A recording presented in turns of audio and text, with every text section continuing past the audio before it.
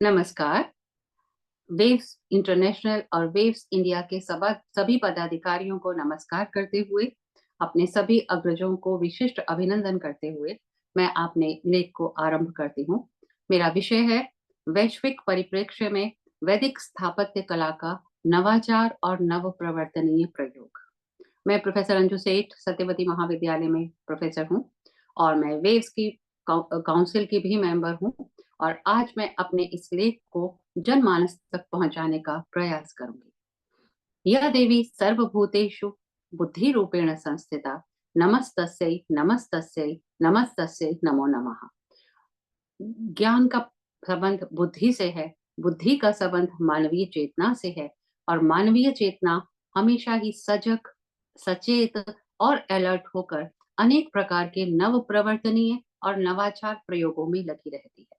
और ये मानवीय बुद्धि का ही कमाल है और मानवीय बुद्धि का ही चमत्कार है कि प्रतिदिन हमें नवाचार प्रयोग और नव प्रवर्तनीय प्रयोग दिखने को मिलते हैं। क्योंकि प्रत्येक मानव में यह परिकल्पना रहती है कि वो सभी उद्भावनाओं को एक नवीन आयाम दे, एक नवीन पक्ष दे और बहुत अच्छी स्थापना करके उनकी उसको आगे बढ़ाए। यह मानवीय बुद्धि का विशिष्ट उपहार है कि वो परिवर्तन से अपने आप को जोड़ना चाहता है और परिवर्तन ही नियम है। हमारी वैदिक धरोहर बहुत अमूल्य है। अक्षय वेद ज्ञान का भंडार है, ज्ञान के रत्नाकर हैं।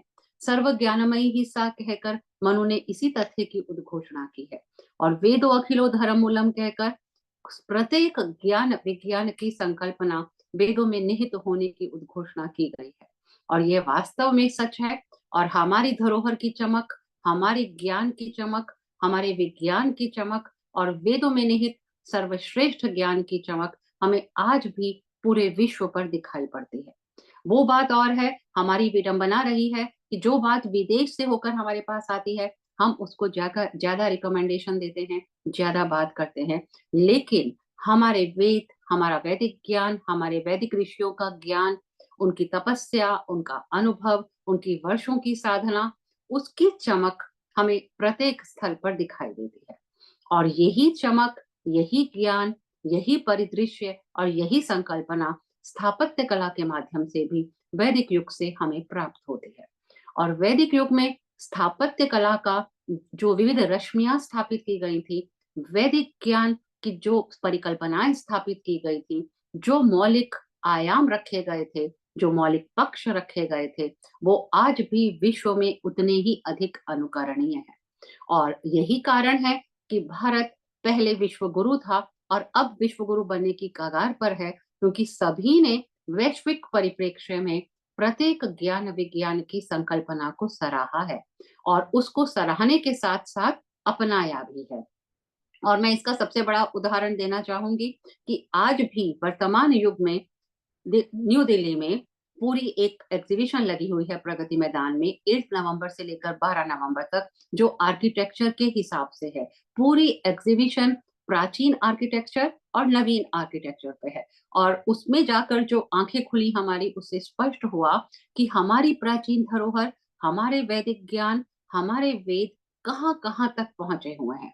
शायद ही कोई पाश्चात्य आर्किटेक्चर रहा होगा जिन्होंने हमारी वैदिक कला की प्रशंसा ना की हो। तो वहां जाकर जो गर्व का अनुभव हुआ और गौरव का अनुभव हुआ, उसके भी माध्यम से मैं आप लोगों तक वैदिक स्थापत्य कला वैश्विक परिप्रेक्ष्य में किस प्रकार है, यही अपने लेख के माध्यम से बताने का प्रयास करूंगी। वैदिक युग में स्थापत्य कला अपने चरमोत्कर्ष पर थी, क्योंकि स्थापत्य कला की ओर मनुष्य तभी जाता है जब उसके जीवन में स्थिरता आती है। स्थिरता आती है तो वो गृह निर्माण, पुर निर्माण, नगर योजना, पुर योजना, मंदिर निर्माण की तरफ आगे बढ़ता है। क्योंकि जब तक जीवन में स्थिरता नहीं आएगी तब तक वो इन विषयों की ओर नहीं सोच सकेगा। क्योंकि पाश्चात्य दार्शनिकों ने भी कहा कि आर्किटेक्चर जो है वो फाइनेंस को बहुत अधिक देखता है और बहुत अधिक वित्तीय है और बहुत अधिक मस्तिष्क की परियोजनाएं इसके अंतर्गत आती हैं। चाहे वो गॉलर थ्योरी हो, रैम्पर थ्योरी हो या किसी प्रकार का सैम्पर थ्योरी हो, सभी प्रकार की थ्योरीज में आर्किटेक्चर को एक theory of Nations, science of Nations, science of building Nations, इस प्रकार कह के आर्किटेक्चर को उद्घोषित किया गया। और वेद वेद के युग में धाम, पुर, सदन, असिन, इस प्रकार के नामों से घर को संबोधित किया गया। और पाश्चात्य विद्वान का कहना है कि वैदिक गृह जो थे वो एक बहुत कंपाउंड फॉर्मेशन होता था, और वो ईंटों से भी बनता था, और उनकी दीवारें जो थी वो एकदम गुथी हुई होती थी। इट मीन्स उन्होंने पूरा स्टडी किया, पूरा देखा, और उस देखने के भाव से कोई व्यक्ति किसी चीज की प्रशंसा तभी करता है जब वो प्रभावित होता है। तो हमारी स्थापत्य कला 3 रूपों में हमारे पास उपलब्ध होती है वैदिक युग में: स्थापत्य के रूप में, वास्तुकला के रूप में, और मूर्ति कला के रूप में। तो स्थापत्य कला का सबसे अधिक उदाहरण गृह निर्माण में प्राप्त होता है, जहां वो पुर निर्माण और गृह निर्माण में अश्मक इत्यादि का प्रयोग करते हैं। वहां बार बार गृह निर्माण की सामग्री, भवन निर्माण की परियोजना, भवन निर्माण का स्टाइल, ये सब बातों पर बहुत अधिक जोर दिया गया है। और पाश्चात्य विद्वानों की मैं नाम लेना चाहूं तो वो विशिष्ट रूप से आज के युग में भी बहुत अधिक स्टाइल, बहुत अधिक उन्नति, बहुत अधिक समृद्धिदायक तत्व, उन पर बहुत अधिक चर्चा करते हैं। चाहे वो बॉलिशर हो, लुडविंग हो, थेममइन हो, गॉलर थ्योरी हो, वे सब के सब इस बात पर ज्यादा जोर देते हैं कि एक स्टाइल हो, एक जुड़ाव हो, और एक ऐसी चीज हो जो हमें अनिष्ट चीजों से दूर रखे। और इस बात के लिए वैदिक युग में बार बार कहा गया त्वम दाशुषे। जब इंद्र को पुर की कल्पना की गई, इंद्र के पुर का वर्णन आता है, उस समय समय समय पर वहां इस बात का वर्णन किया गया कि इंद्र ने दासों को उस पुर में बंद कर दिया। और वो पुर कैसा था? हर तरह से सुरक्षित था, नगर के अंदर था, और ऐसी परियोजना से युक्त था जो हर तरह से वास्तुकला से युक्त थी। हमारी वैदिक कला बहुत अधिक वास्तविक वास्तुकला से भी युक्त रही है। सात्वम दशस्य आवृको वृथो भूरया परस्य अंतस्य तरुषः। ये बार बार गृह निर्माण प्रक्रिया में वैदिक युग में प्राप्त होता है कि घर कैसा हो जो सुख समृद्धिदायक हो, जो अरिष्ट का नाश करने वाला हो, अनिष्ट का नाश करने वाला हो, और अभिष्ट को प्रदान करने वाला हो, ऐसा घर चाहिए। और वहां एकल घरों का भी प्रयोग है, जिसमें बहुत सारे व्यक्ति रहते हैं, उन घरों के लिए भी पूर्ण निर्माण की योजना है। और हर तरह से राया सूनो सहस्रो मर्तेशा हृदय यश वीत हव्याय कहकर बार बार धन और सुख, शांति, समृद्धि के लिए अच्छे घरों की परिकल्पना को वहां व्यक्त किया गया है। और घर के जो पर्याय बताए गए हैं उसमें भी उनकी समृद्धि, उनकी सुख शांति, और एक विशिष्ट परियोजना से, स्टाइल से, एक शैली से घर निर्माण की योजना है। ऐसा नहीं कि किसी भी तरह से घर प्रमाण बना दिया। एक कंपाउंड फॉर्मेशन, एक पूर्व निर्माण भी ऐसा जो हर तरह से सुरक्षित है, संवर्धित है, संपुष्टित है। तो हमारे वैदिक युग में वे सभी धारणाएं, वे सब संकल्पनाएं, और वे सब उद्भावनाएं विद्यमान थी जो आज के युग में हमारे आर्किटेक्चर को बहुत अधिक सहयोग प्रदान करती हैं।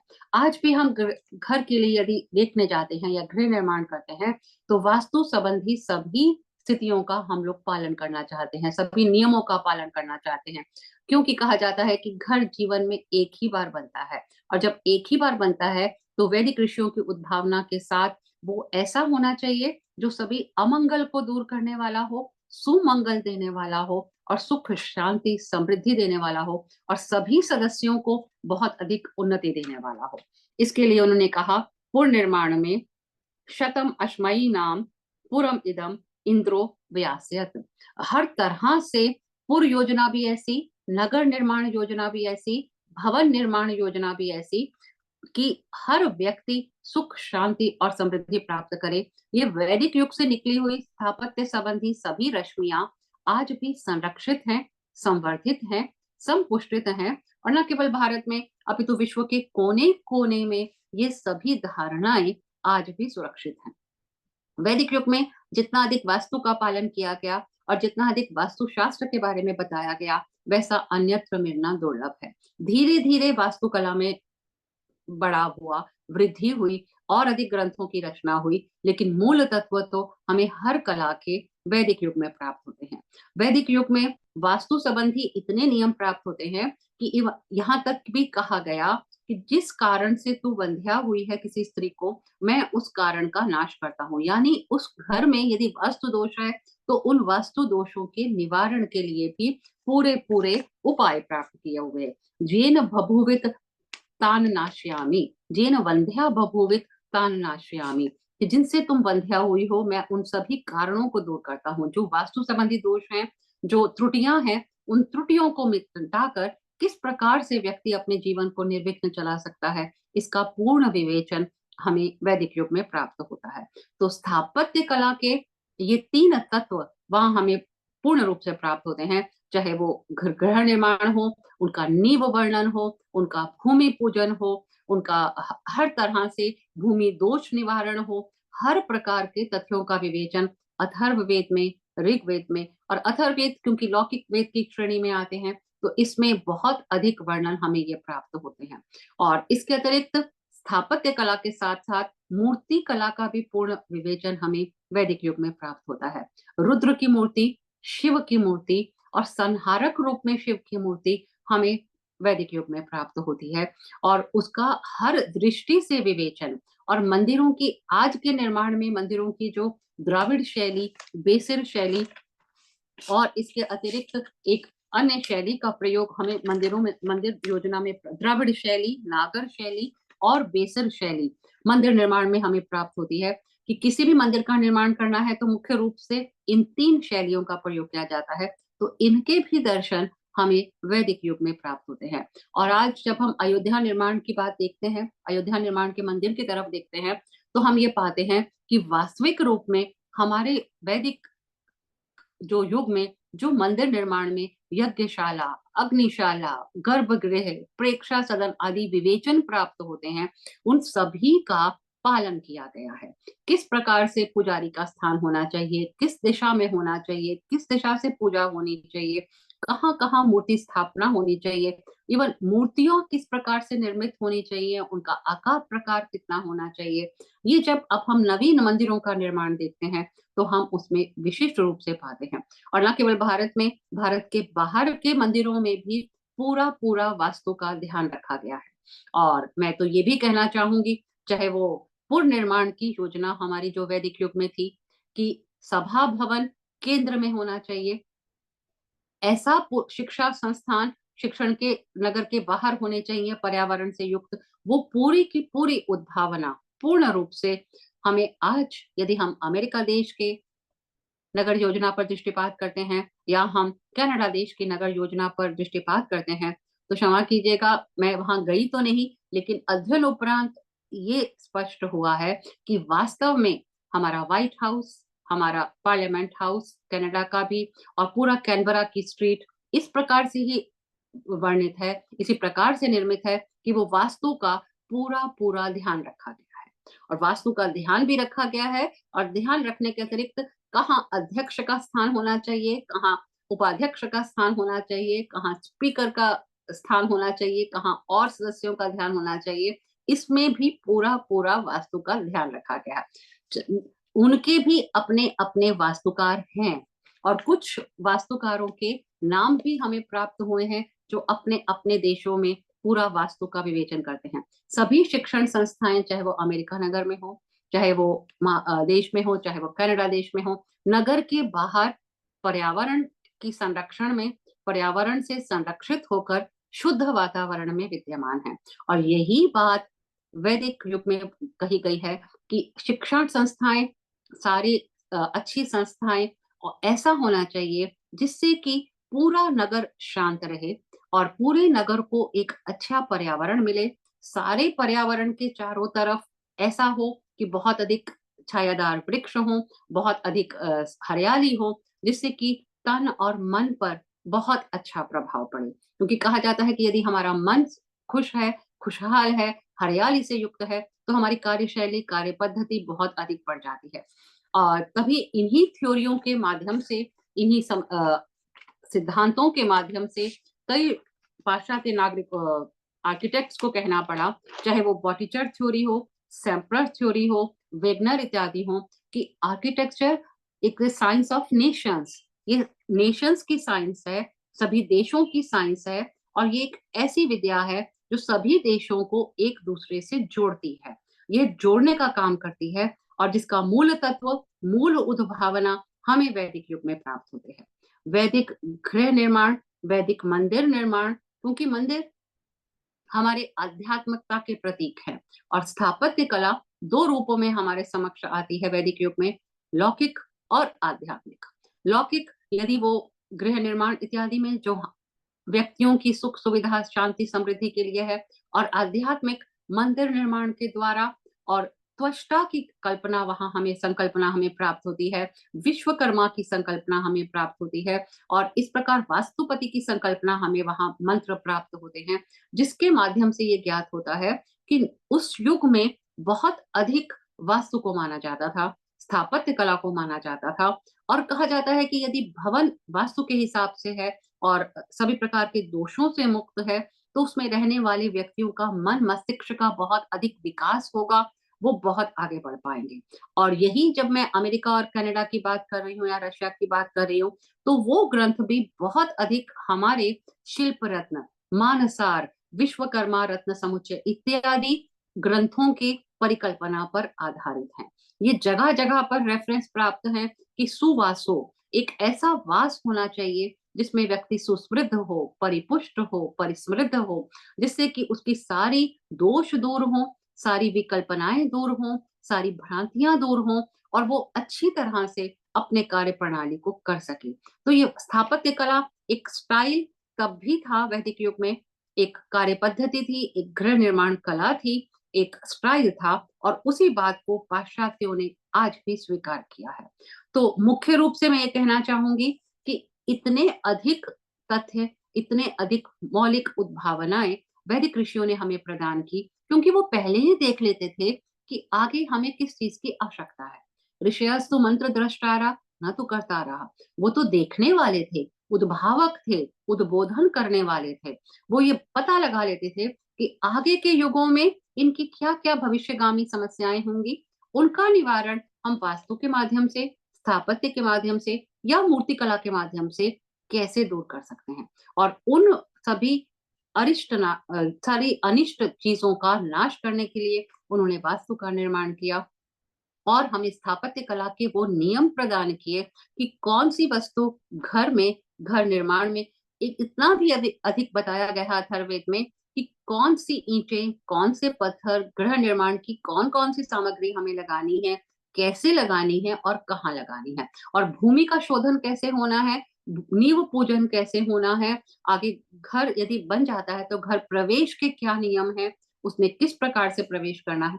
तो इतनी अधिक समृद्धि, इतनी अधिक शांति, सुख शांति समृद्धि वहां विद्यमान रही होगी, तभी इन सभी चीजों की ओर व्यक्ति का ध्यान गया। क्योंकि जैसी जिस स्थिति की समस्या होती है, संस्कृति भी व्यक्ति के, और देश और समाज की संस्कृति उस देश और समाज में रहने वाले व्यक्तियों के विचारों का ही प्रतिफलन होता है। तो ये सब बातें जब वैदिक संस्कृति में आई, ये सब उद्भावनाएं, ये सब संकल्पनाएं आई, जो आज भी इतना अधिक अपने में एक चमक रखती हैं, एक वो उज्जवल आभा रखती हैं, जो संपूर्ण विश्व को चकाचौंध कर देती हैं। तो मैं तो यही कहना चाहूंगी कि वैदिक युग में जो रश्मियां निकली, वो परिवृत होकर, परिपुष्ट होकर, परिसंरक्षित होकर इतनी अधिक आगे बढ़ी कि आज पूरा विश्व स्थापत्य के क्षेत्र में, वास्तु के क्षेत्र में भारतीय ज्ञान और विशेष रूप से वैदिक ज्ञान को नमन करता है, उसको स्वीकार करता है। और स्वीकार, हम भारतीय भी स्वीकार करते हैं।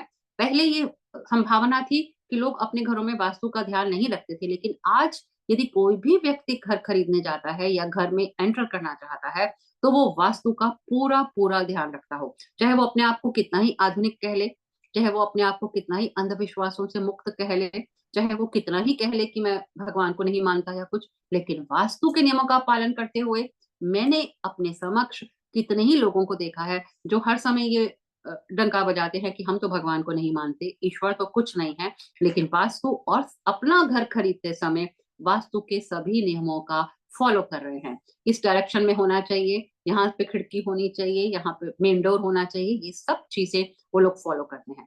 तो वास्तु स्थापत्य कला का ही व्यवहार्य रूप है, उसको और आगे बढ़ाने वाला है। और हमारी स्थापत्य कला ये वैदिक ज्ञान से परिपुष्ट होकर बहुत आगे बढ़ रही है। इनकी बहुत सरणियां आपस में उत्पन्न हो रही हैं। और जैसा मैंने पहले कहा कि जैसे यहाँ दिल्ली में ट्रेड फेयर में, प्रगति मैदान के रूपी स्थल पर जो आर्किटेक्चर का पूरा हमारा फेयर है, उसमें अनेक वास्तु संबंधी चीजें आर्किटेक्चर से जोड़कर पूरा बताया गया है। और जो भी व्यक्ति आर्किटेक्चर पढ़ते हैं या आर्किटेक्ट बनते हैं, उनको पता है कि वास्तु उनके लिए सबसे ज्यादा उपयोगी होता है। तो स्थापत्य कला वैदिक युग में जो रश्मियां निकली थी, जो उद्भावनाएं निकली थी, जो नए आयाम रखे गए थे, वो मौलिक थे। और उनसे विविध प्रकार से संकल्पनाएं लेकर, आधुनिक युग से जोड़कर, आधुनिक तकनीक से जोड़कर आज पूरा विश्व उनका लाभ उठा रहा है। तो हम तो यही कहेंगे कि वेद वो माता है जिसने सभी को परिपुष्ट किया है, जिसके दुग्ध से, जिसके दुग्धामृत से सभी जातियां, सभी देश, सभी लोग बहुत अधिक पल्लवित पुष्पित हो रहे हैं। क्योंकि हाँ, वैदिक संस्कृति में कहीं कोई ऊंच नीच जात पात की बात नहीं है। वहां सबकी समृद्धि है। श्रम दुष्पदे चतुष्पदे स्वम श्रम द्विपदे, सबकी भलाई के लिए, सबके कल्याण के लिए वो स्थापत्य प्रदान करते हैं, वास्तु प्रदान करते हैं और सबकी उन्नति की कामना प्रदान करते हैं। मैं तो ये भी कहना चाहूंगी कि वेदवाणी ही है जो हर ज्ञान विज्ञान के माध्यम से हमें वो आशीर्वाद प्रदान करती है, जिनकी आशीर्वादात्मक छाया से हम भारतवासी तो सुरक्षित हैं ही हैं, पूरा विश्व भी सुरक्षित है, संरक्षित है और आगे बढ़ने को तैयार है। और आवश्यकता इस बात की है कि हम अपनी पुरानी धरोहर को, प्राचीन संपदा को आधुनिक तकनीक से जोड़ें, आधुनिक बातों से जोड़ें और अपने संस्कारों को साथ लेकर चलते हुए बहुत अच्छे रूप में इस विद्या को आगे बढ़ाएं। तो शायद वेदवाणी स्वयं ही अपने इस उद्घोष के द्वारा हमारी बात को स्पष्ट कर देगी, जब ऋग्वेद कहता है, अहमेव स्वयं इदम ब्रवीमि जुष्टम देवेभिर उत मानुषेभि यम कामये तम उग्रणम करोमि तम ब्रह्मांडम तम ऋषिम तम सुमेधाम। कि मैं जिसको चाहूं उसको ऋषि बनाती हूँ, सुमेधा बनाती हूँ और देवताओं और मनुष्यों को जोड़ती हूँ। और स्थापत्य कला और इस ज्ञान के माध्यम से वो हम मानवों को ईश्वर से जोड़कर, ईश्वरत्व से जोड़कर और ईश्वर की सद्भावना से जोड़कर हमारा कल्याण करने के लिए प्रेरित रहती है। तो उस वेदवाणी को प्रणाम, वेव्स को प्रणाम, इंटरनेशनल वेव्स के सभी पदाधिकारियों को प्रणाम और इतने अधिक अच्छे टॉपिक रखने के लिए आप सबको विशिष्ट बधाई। धन्यवाद।